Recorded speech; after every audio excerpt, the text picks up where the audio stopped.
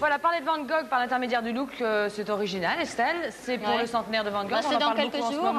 C'est le 29 juillet 1890, l'anniversaire de sa mort. Ouais. Et donc, c'était une façon de lui rendre hommage, malgré tout ce qu'il a pu faire au niveau de Vincent, parce qu'il n'aimait pas tellement, je crois qu'on l'appelle Van Gogh. Il aimait mieux qu'on l'appelle Vincent, et d'ailleurs, il signe Vincent tous ses tableaux. Et pour ceux qui n'ont pas lu, il y a un livre qui est sorti sur toutes ses correspondances avec Théo, son frère. Théo, son frère, c'est génial. Quelqu'un de très très important dans sa vie, qui l'a aidé, qui l'a alimenté même, qui lui a donné de l'argent pour vivre. Alors comment tu as fait pour monter un thème Van Gogh? Eh bien, écoute, j'ai essayé de voir un petit peu tout ce qui s'était fait sur Van Gogh et tout ce qui avait été fait éventuellement. Et, enfin, j'ai trouvé des vestes chez Yves Saint Laurent de l'été, printemps-été 88. Et puis, ben, on a cherché avec des créateurs de talent. Et puis, le premier thème, c'est par l'intermédiaire du maquillage, on va vous présenter le tableau, si on peut se permettre de le refaire, Les Iris de Vincent Van Gogh, qui a été exécuté par Chantal Mag et Aline Lenné de l'école Forum International de Maquillage. Et c'est absolument remarquable le travail qu'elles ont pu faire, parce qu'elles ont travaillé depuis ce matin, de très bonne heure, pour commencer à faire ce tableau.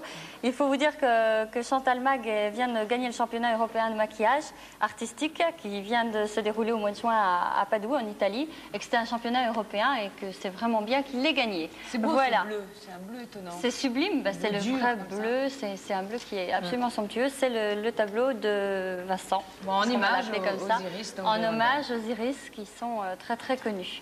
Et puis on va continuer avec tout un thème. On a repris des thèmes de ses tableaux, des thèmes de sa vie.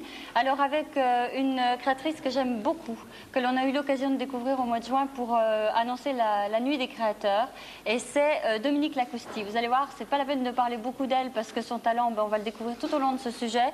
Alors avec le premier modèle, c'est le moulin à vent de Dominique Lacousti. Voilà, alors c'est Chantal qui descend. C'est un hommage à la Hollande, bien sûr, puisqu'il est né en Hollande, et surtout, quand il était tout au début de sa carrière, il était pasteur en vérité, comme son père l'a été. Et puis, il a tout donné. Il était pasteur dans les mines de charbon, c'était très très dur. Et puis, tout au long de sa vie, il a donné des choses aux autres pour les aider à vivre, pour les aider à surmonter un petit peu cette difficulté qu'ils avaient à surmonter le quotidien. Voilà, donc c'est un vêtement de Dominique Lacousti qui, elle, on peut dire, aime les vêtements poétiques, humour, et qui est natif du Béarn, donc qui aime la nature, tout comme Vincent Van Gogh. Là, les champs Van Gogh, là, on retrouve les couleurs. Alors ça, c'est éventuellement l'autoportrait de Vincent. Toute la multitude de tableaux ont été faits sur l'autoportrait. Il en a fait 1100 dessins, il a fait 900 tableaux tout au long de sa vie. Et c'est la robe du soir rustique qui est absolument sublime. Et regardez, le chapeau est génial parce que Vincent peignait la nuit. Et il mettait des petites bougies sur son chapeau. On l'a même pris pour un fou à cause de ça. Et ça lui permettait de peindre même la nuit. Alors ça, c'est la robe du ciel. C'est une robe absolument sublime, toujours Dominique Lacousti, qui est un jeu de lumière. Et c'est vraiment tous les ciels que Vincent a peint durant toute sa vie, qui a malheureusement été très courte, et qui est un jeu de spirales, parce que Vincent peignait beaucoup dans le domaine des spirales. C'est-à-dire que tout est comme ça arrondi, et jamais ce coup de trait. Mais on connaît Van Et Gogh, quand avec même, le chapeau... L'oreille coupée, tu sais que Vincent Van Gogh s'est coupé un morceau d'oreille, donc s'est mutilé l'oreille. C'est vrai ou faux? Non, l'oreille mutilée, on sait que c'est vrai. Alors après, il a été dit qu'il ait donné cette oreille à sa fiancée, etc. On ne sait pas tellement. On continue avec le coucher de soleil. Le coucher de soleil, c'est toujours Dominique Lacousti. Ouais.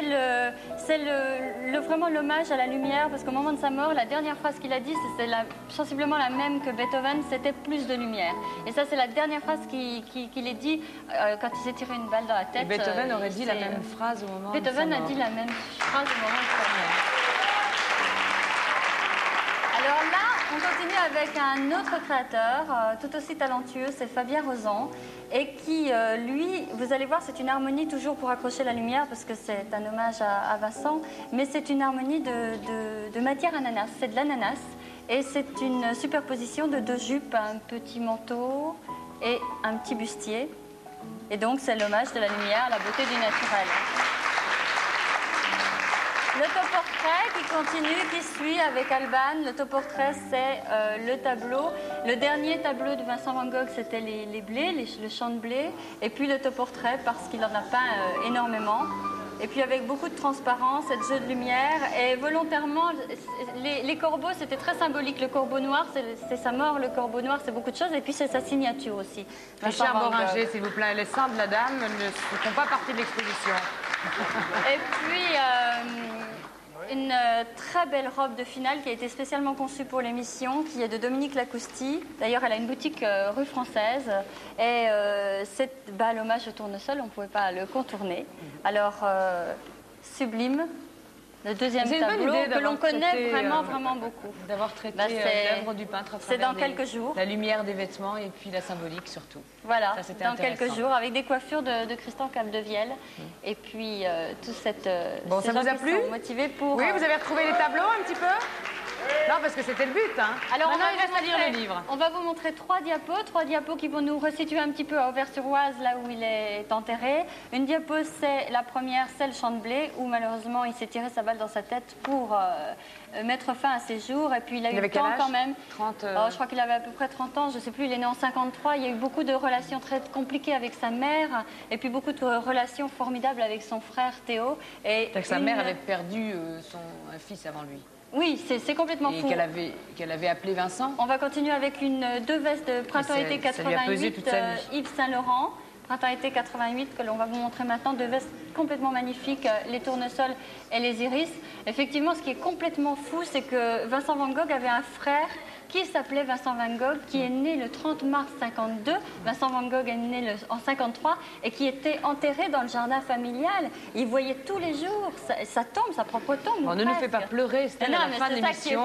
Je viens de vérifier l'âge, il avait 37 ans quand il nous a quittés. Dernière diapo, c'est là où il est enterré avec son frère Théo. Et les deux tombes sont reliées par du lierre, vous allez le découvrir là tout doucement, et sont reliées à tout jamais. Donc c'est ça qui est magnifique. Voilà, l'hommage à Vincent. Bravo, Vincent Van Gogh. Merci. Avec toutes ces personnes qui m'ont permis de le faire, Dominique Lacousti, et puis Fabien Rozan. François, ça va pas mieux. Voilà.